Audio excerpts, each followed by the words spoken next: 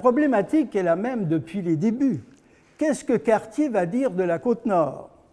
Qu'est-ce que les jésuites vont dire de la Côte-Nord? Les cahiers du Greenock, ce sont des livres que vous trouvez à rééditer. C'est ça, oui.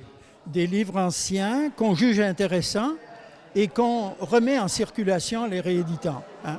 Alors c'est le cas avec le Labrador de Jean-Baptiste Antoine Ferland. C'est un livre qui est paru en 1859 pour la première fois et ensuite qui a été réédité de nombreuses fois, mais qui ne l'a pas été depuis plus d'un siècle. 1925, voilà, ça remonte quand même assez loin. Et peut-être nous définir dans un premier temps cette notion d'écriture nord-côtière. Comment on définit ça, l'écriture nord-côtière? Oui. Alors l'écriture nord-côtière, c'est quand la Côte-Nord est présente dans l'écriture. À chaque fois qu'une écriture parle de la côte d'une façon ou d'une autre, pour nous, elle est nord-côtière. Ça peut être des paysages, ça peut être des situations, des personnages. Il faut que la côte soit présente. Si elle n'est pas présente, pour nous, elle peut être très intéressante, bien sûr, mais elle n'est pas nord-côtière, quoi. Pour les gens qui ne sont pas familiers de l'histoire, le Labrador, on va dire, c'est pas la Côte-Nord. Non, mais le Labrador de l'époque, c'était la Basse-Côte-Nord, à ce moment-là. C'est pour ça qu'il intitule son récit le Labrador. C'est une notion qui a beaucoup changé, le Labrador. À une certaine époque, même, ça a commencé à Tadoussac. Puis ça a reculé jusqu'à maintenant, c'est-à-dire la partie de Terre-Neuve, là.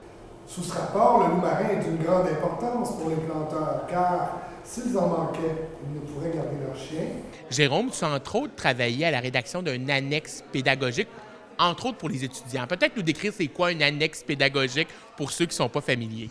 Tout simplement, en fait, ce sont des questions sur certains extraits du texte, sur lesquels des étudiants, je dirais c'est assez l'âge de la fin du primaire, 5e, 6e année, au secondaire, et il y a même des sujets et des questions plus poussées pour les étudiants du cégep.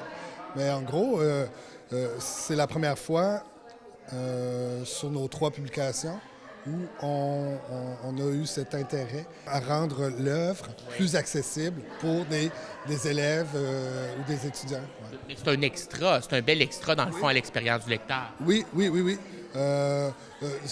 Des réflexions sur le style de l'auteur, les thèmes, le vocabulaire, des petites recherches autour de ça. Ouais, voilà. Ton apport à ce 3e cahier du Greenock a sûrement un lien avec ton expertise.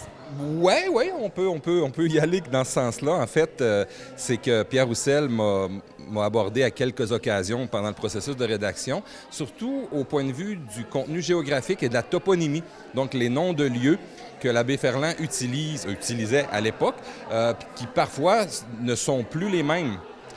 Donc, ça a été un petit travail de recherche pour valider, faire des concordances entre les toponymes d'alors et ceux d'aujourd'hui. Mais tant mieux, c'est venu enrichir un tant soit peu le contenu du bouquin. Et pour l'anthropologue que tu t'intéresses au territoire nord-côtier, c'est un cadeau, des ouvrages comme ceux-là. Absolument. C'est un ouvrage précieux. Moi, je compare ça à un Polaroid de l'époque. Et Pierre le mentionnait dans sa présentation tout à l'heure, il y en a très peu.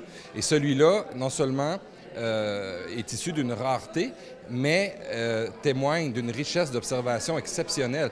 Toutes les régions au Québec aimeraient avoir pu profiter du passage d'un abbé Ferland chez eux au temps jadis. En quoi ça peut être intéressant pour les Nord-Côtiers de découvrir un ouvrage comme celui-là?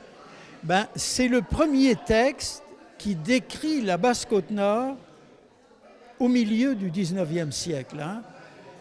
Est-ce qu'elle a beaucoup changé, la Basse-Côte-Nord? Plan géographique et tout, sûrement pas. Elle a sûrement changé quand même un peu. On n'y fait plus de pêche au loup marin, par exemple, et tout ça, mais malgré tout, elle n'a pas changé tellement. Mais il y a des éléments exotiques de l'époque, comme les chiens de traîneau, les cométiques. Je ne sais pas trop s'il y en a encore beaucoup sur la côte aujourd'hui, mais il y a plutôt des motoneiges, j'imagine. Hein? Mais je pense que pour un Nord-côtier, le texte peut être intéressant au niveau des renseignements, au niveau documentaire, et ça se lit très bien en même temps. Et donc, les gens qui veulent se le procurer, ce 3e cahier du Greenock, comment on procède? Alors, on peut l'acheter au musée, on peut l'acheter au collège, et j'imagine dans les librairies de cette île.